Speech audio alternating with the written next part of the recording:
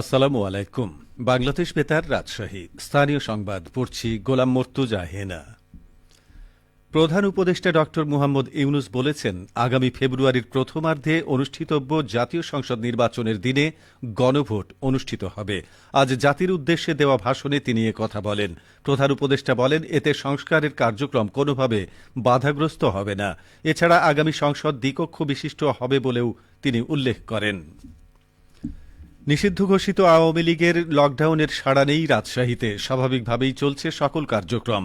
Rajshahi metropolitan পুলিশের মুখপাত্র উপপুলিশ commissioner Gaziur Rahman জানান, নগরীর বিভিন্ন গুরুত্বপূর্ণ স্থানে পুলিশের বিশেষ চেকপোস্ট বসানো হয়েছে। সন্দেহভাজনদের দেহ তল্লাশি করা হচ্ছে। কোনো ধরনের নাশকতা বা অপ্রীতিকর ঘটনা এড়াতে গোয়েন্দা নজরদারি সহ পুলিশের টহল বাড়ানো হয়েছে।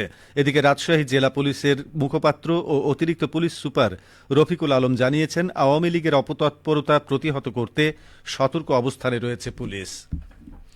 এদিকে আওয়ামী লীগের লকডাউন সহ যে কোনো ধরনের সহিংসতা, নাশকতা প্রতিরোধে নাটোরে অবস্থান কর্মসূচি ও মোটরসাইকেল শোডাউন করেছে বিএনপি ও জামাতে ইসলামী।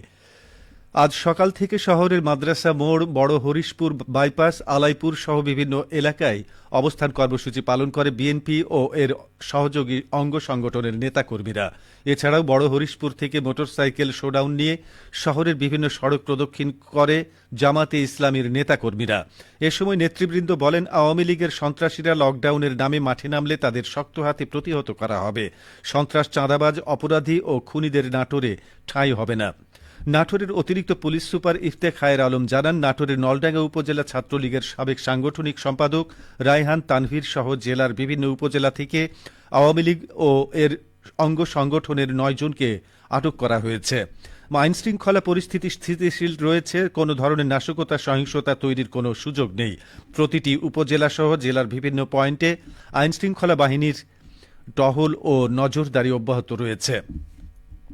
ডেঙ্গু আক্রান্ত হয়ে রাজশাহী মেডিকেল কলেজ হাসপাতালে চিকিৎসাধীন অবস্থায় ১০ বছরের এক শিশুর মৃত্যু হয়েছে। গতরাতে নিবিড় পর্যবেক্ষণ কেন্দ্রে তার মৃত্যু হয়।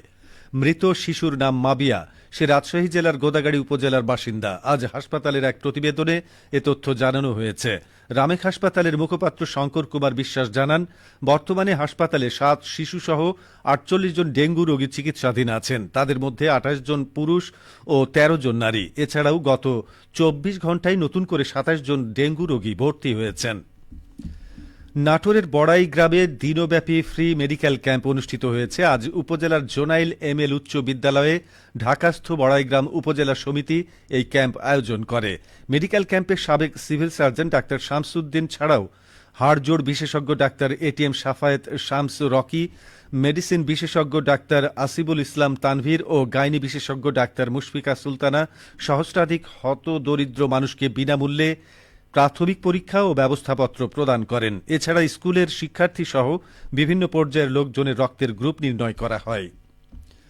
বগুড়া শহরের চকসূত্রাপুর এলাকা থেকে ৩ মাদক কারবারিকে আটক করেছে সেনাবাহিনী ও র্যাবের একটি দল। এ সময় তাদের কাছ থেকে বিপুল পরিমাণ মাদকদ্রব্য বিক্রির সরঞ্জাম ও নগদ অর্থ জব্দ করা হয়েছে। র্যাব ১২ বগুড়ার company commander squadron leader Firoz Ahmed আজ এ তথ্য নিশ্চিত করেন। এর আগে গতরাতে শহরের চকসূত্রাপুর কসাইপাড়া কলোনি এলাকায় অভিযান পরিচালনা করা হয়।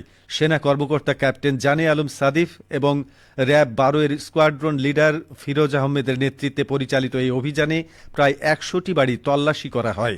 অভিযানে ১৭৮ বোতল দেশি মদ, ৪৩ বোতল বাংলা মদ, ৪৫ কেজি গাঁজা, ৩৫ গ্রাম হেরোইন এবং ৮ পিস ইয়াবা জব্দ করা হয়। এছাড়া মাদক কারবারে ব্যবহৃত ১৮টি ডিজিটাল ওয়েট মেশিন, ৩টি চাপাতি, একটি বার্মিস চাকু, ৩টি মোবাইল ফোন এবং মাদক বিক্রির নগদ ১,৪৩,০০০ টাকা উদ্ধার করা হয়। র্যাব জানায়, আটককৃতদের বিরুদ্ধে আইনানুগ ব্যবস্থা প্রক্রিয়াধীন রয়েছে। সবশেষে আবহাওয়া। আজ রাজশাহীতে সর্বোচ্চ তাপমাত্রা ছিল ২৮.৬ ডিগ্রি এবং সর্বনিম্ন ১৩.৬ ডিগ্রি সেলসিয়াস। বিকেল ৩টায় বাতাসে আপেক্ষিক আর্দ্রতার পরিমাণ ছিল ৩৮%। রাজশাহী ও পার্শ্ববর্তী এলাকায় আজ সূর্যাস্ত সন্ধে ৫টা ১৮ মিনিটে। সংবাদ শেষ হল। আমাদের পরবর্তী স্থানীয় ইংরেজি সংবাদ সন্ধে ৬টা ৫ মিনিটে।